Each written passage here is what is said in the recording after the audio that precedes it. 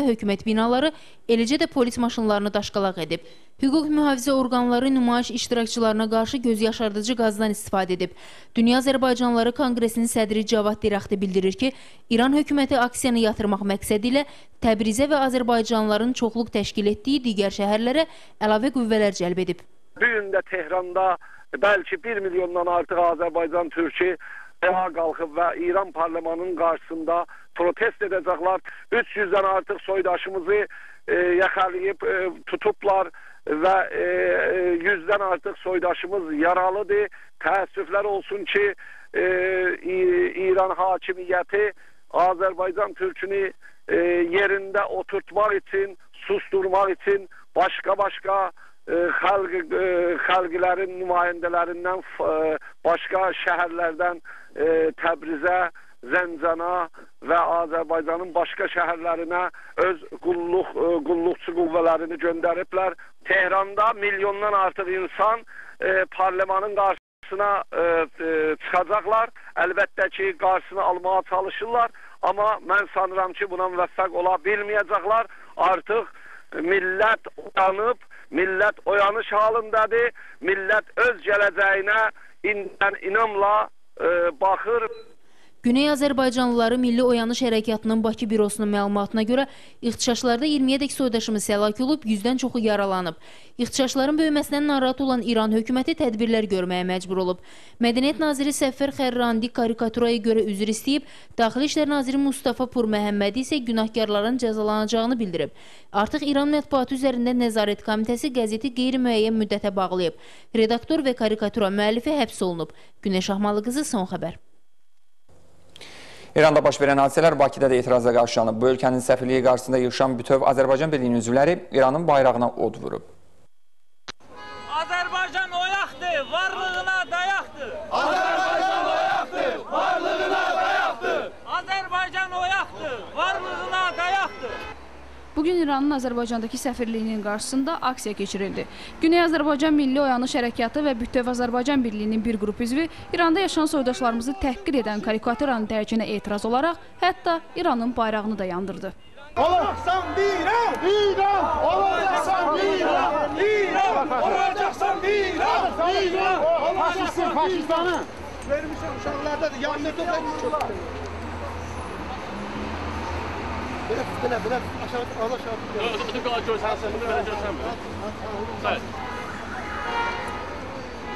Şimdi atın yere taptın. Atın yere taptın.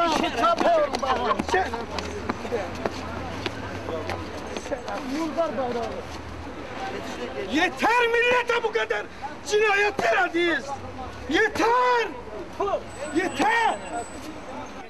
Aksiya fəallarından Dünya Azərbaycanlıları Konqresinin İdarə Heyətinin üzvü Sirus Azadi isə bildirdi ki, soydaşlarımızı dəstəkləmək məqsədi ilə belə aksiyalar davamlı olaraq keçiriləcək. Güneydə soydaşlarımıza qarşı olan haqsızlara dəstək idi bugünkü aksiyamız. Bu aksiya davam edəcək, sabah, başqa günlər yenə davam edəcək. Biz bildirmək istəyirik ki, Güneydə soydaşlarımız tək deyil. Biz harada olursa olduq, fərqi yoxdur. Onların arxasındayıq və bərabərik və bu mücadeləni bərabər sürdürəcəyik. Məhv olsun faşizmi! Məhv olsun faşizmi! Ölüm olsun faşizmə! Ölüm olsun faşizmə! Aksiya iştirakçıları qəbul etdikləri bəyanatı səsləndirsə də polis onların qarşısını alaraq bir neçə nəfəri saxladı. Sabah rayon polis idarəsinin 9-cu polis bölməsindən Son Xəbərə verilən məlumata görə isə artıq saxlanılan şəxslərin hamısı azad edilib. Günel Bəhram qızı, Şamil Qasımov, Son Xəbər. İranda Azərbaycanlıların təhqir olunması Milli Məclisdə də narazılıqla qarşılanıb. Parlamentin bugünkü iclası 2005-ci il dövlət büdcəsinin iclasına həsr olunsa da, deputatlar Təbrizdə baş verənlərə biganə qala bilməyib. Onlar rəsmi Bakının bu məsələyə münasibət bildirməsini vacib sayıb. Əvvəlcə cari məsələlər müzakirə olundu. Millət vəkili Qüdrət Həsənquliyev İranda Azərbaycanlıların təhqir olunması hallarının kütləvi xarakter alması faktına toxundu və bu məsələnin beynəlxalq təşkilatlar səviyyəsində qaldırılmasını təklif etdi.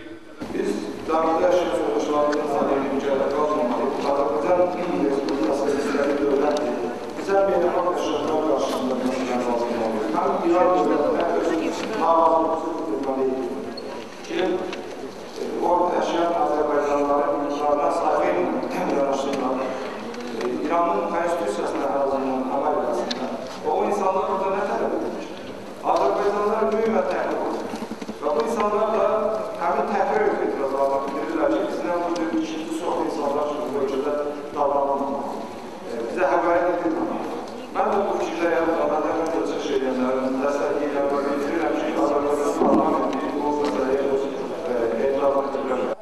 Bu təklifi deputat Zahid Oruz da dəstəklədi və bildirdi ki, Azərbaycan bu cür hallarda sərt mövqe nümayiş etdirməlidir. Amma Zahid Oruz son zamanlar bəzi müxalif yönlü qəzetlərin qərəzli mövqe tutması nəticəsində xoşagəlməz insidentlərin baş verməsinə də diqqət yetirməyi vacib saydı. Diqqət göstərən hər kəs görür ki, müxalifət siyasi məğlubiyyətindən sonra onların mətbuatı aqressivləşir. Və zamanında Leninin İskra qəzetinə verdiyi tərif kollektiv təbliğatçı, kollektiv təşviqatçı və kollektiv təşviqatçı formulu bu gün o qəzetlərin üzərindədir. Və bu qəzetlər nəinki sadəcə azad informasiya daşıyıcısıdır.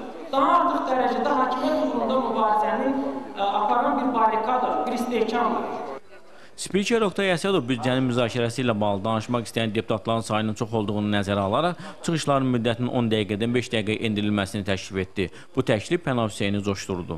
Niyə mühüm məsələlər olanda 5 dəqiqə söhbət çıxır üzə? Elə bu məsələ. Spiker isə millət vəkilinə özünə hörmət etməyi məsləhət gördü. Ayıbdır, bəsdir. Öndəri şov emin məclisi. Özümüzə hörmət edəyək. Ben özüme hürmet edip, özüne hürmet edesem dedim. Ben direkt kanunum. Kanuna da hürmet ediyorum.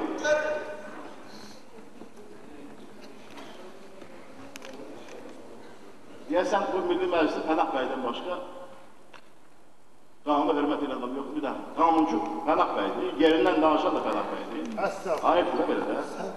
Heç olmazsa bir balaca oturan deputatlar hürmet edin, 10 dəfələrlə demişik. Mübahisə başa çatdıqdan sonra təklif qəbul olundu və Maliyyə Naziri Sami Şərifovun hesabatı dinlənildi. Sonra 2005-ci ilin dövlət büdcəsinin icrası haqqında qanun layihəsi müzakirəyə çıxarılaraq eşitdiriliklə qəbul olundu. Qalib Şirov, Şamil Qasımov, Son Xəbər. Mayın 26-sında isə Milli Məclis 2006-cı il dövlət büdcəsinə əlavə və dəyişiklikləri müzakirə edəcək. Büdcənin gəlir və xərclərinin 430 milyon manat artırılması nəzərdə tutulur.